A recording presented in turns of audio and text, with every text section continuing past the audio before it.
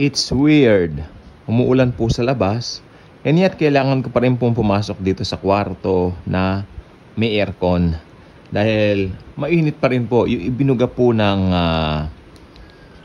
singaw, no, ng ulan ay init. Okay. Ba tayo napunta dyan? The church, institutional church. Pag sinabi po sa Bible na church, tayo po yon, tayo mga mananampalataya. So ito naman po ay cool talk. Let's be cool, especially when we throwing our comments on the comment box. So we need to be calm.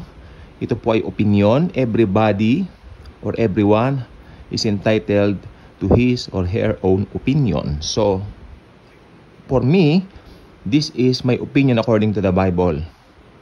Marami na pong nakakawala doon sa institutional church bondage. When you say bondage, it's something na hindi kalooban ng Panginoon pero ginagawa dahil nagkaroon ng mga manipulative pastors or tactics. Magagaling sa pananalita. Numero 1 po yan. I was a victim then. Yung parang tipong itong pastor na ito pag nagsalita na parang hindi na makakapagsalita, parang siya na lang. Meron siyang ganong manipulative tactics.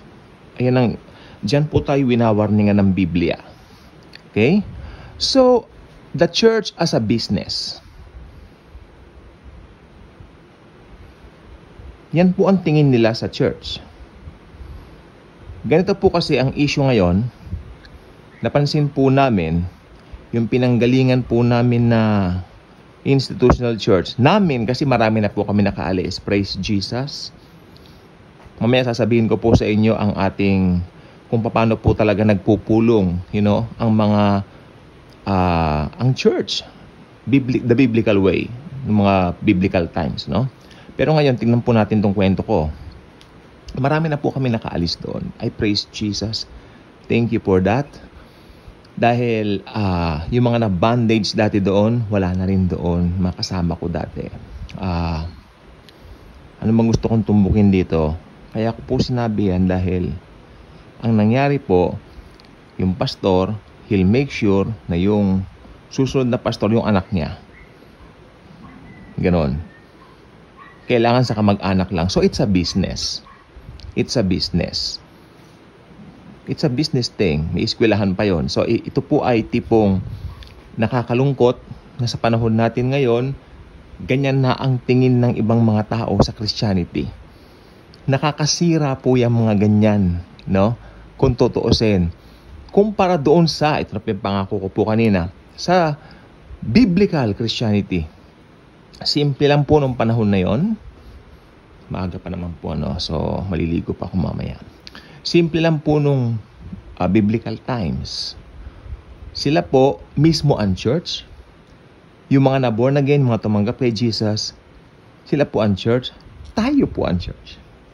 So sila po, dati, nung hindi pa tayo pinapanganak, syempre, biblical times, no? House church po ang setting. Nasa mga houses lang po sila. Then, nagbre-breaking of bread, diba? Nagkukomunyon, at meron po silang whole meal. Nagmi-meal po sila, kumakain sila ng sabay-sabay. Nagkakantahan, nag-aawitan, at nag-share ng bawat isa ng mga words ni Jesus. Ganun lang po kasimple. But, ito pong gusto kong sabihin. Anong araw sila nagpupulong? Anong araw sila nag-gather? Walang binabanggit ang Bible kung anong specific. Basta, kung maisipan nyo magpulong kahit anong araw. Remember, Jesus is our rest. Siya ang sabat natin. Tapos na. Tapos na ang law. Okay? In the New Covenant, tayo ang church. Naka-indwell sa atin ang banal na Espiritu Santo. Remember, bago lumabas ang Antichrist, kailangan matanggal mo yung humaharang, yung restraining, no? Tayo po yun. Tayo yung nagre-restrain para malantad yung Antichrist sapagkat naka-indwell sa atin ang pangatlong persona ng Trinidad o ng Trinity, ang God the Holy Spirit. Amen? Ganyan tayo ka-powerful. Ngayon, pag sasabihin mo, church, bato, and all that, it's wrong. It's wrong. Yung mga yan, pwedeng sabihin, house of gathering, Yan po ang tawag namin sa mga pinagpupulungan namin, house of gathering. Okay, mag-gather tayo sa ganitong lugar, mag-gather tayo sa ilalim ng puno ng mangga, ilalim ng puno ng bayabas. Okay lang po yun. Hindi problema yun.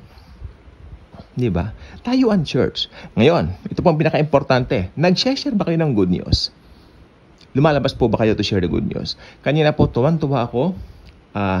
Si Bucket at saka si China Phillips, mga kapatid natin sa Panginoon, lumabas po sila. Sister China Phillips, may vlog po siya rito, no? At siya po ay lumabas, nag-pre-preach sila sa labas. Nakikipag-usap sila sa mga tao, sineshare nila si Jesus. That's Christianity. Hindi po ba? Hindi yung kung ano-anong sakop ng mga programs and all that. Tapos, yung panoorin nyo po, mag-subscribe sana kayo sa Sarah Ministries for Jesus Christ. Yung si Sarah, tapos yung babaeng Koreana, ang ganda ng boses ng babaeng Koreana. Shalom, shalom. Magandang boses. Grabe. Hindi sila nagpapatinag, mas naggegerna sa Israel. Tuloy sila for Jesus. Amen? Kasi alam nila ang katotohanan, kailangan nilang i-share si Jesus sa lahat ng tao. Yan po ang Christianity. Ano po nangyari ngayon sa mga Kristiyano sa panahon natin ngayon? Naging institutional church wherein may isang pastor na tatayo, mga ngaral, di ba? Tapos naka-practice, yung mga sasabihin niya, praktisado. Program po yun. Tapos yung mga tao, spectators, no? Hindi lang po mere spectators ang panagagather ng buong church po dati. Lahat po may part.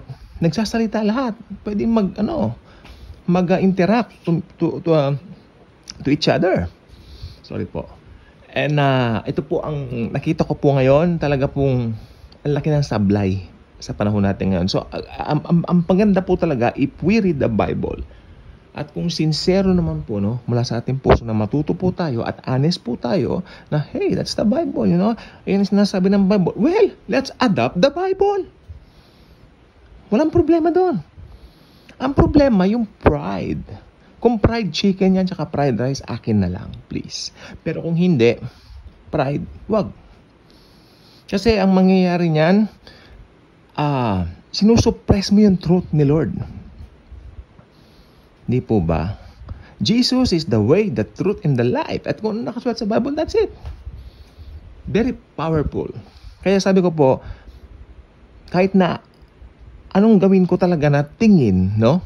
Talagang sa Bible, wala kang makikita na maggagather yung mga Kristiyano sa linggo, and then, merong isang tatayo na kung tawagin ay pastor, and then, spectators lang ang lahat. And then, the next week, ganun na naman. Linggo, ganun na naman. As in, parang tumanda kang ganun. Tapos, nakakalungkot. Hindi naman nagbabasa ng Bible yung mga member. Tapos, hindi naman nangangaral, hindi nag-share ng good news. Tandaan po ninyo, if you're a believer of the Lord Jesus Christ, lahat po tayo dapat mangaral ng good news. Meron tayong kakayanan. We have the Holy Spirit. We can share Jesus sa mga ibang tao na hindi pa nakakakilala sa Kanya. Tama na ang religion. Tama na po ang religion, tama na ang institutional church. Dahil sa panahon ngayon, papalapit na po ang rapture, iba na yung matutunan natin kung ano yung biblical manner, biblical way. I hope ito po ay nakatulong. Dahil nakikita ko po ngayon, ang nakikita ko po rito, naging business na po yan. Diba?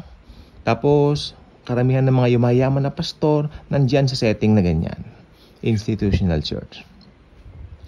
Wherein sa Bible, Tayuan Church, kung anong araw natin gusto mag-gather, mag-text, mag-message, mag-PM, no? Mag-messenger tayo sa isa't isa, i-message natin sila. And then, gather tayo. If there are 2 or 3 gathered in my name, there I am in their midst. Sabi ng Panginoong Kristo. So let's go back to the Bible. Let's go back to the truths of Jesus. That's why if you're not yet subscriber to this, if you're not yet a subscriber to this channel, I invite you to do so.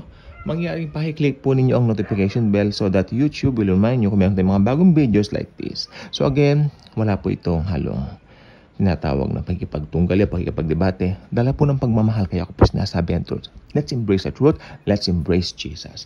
Thank you. And as always and forever, Jesus truly loves us all.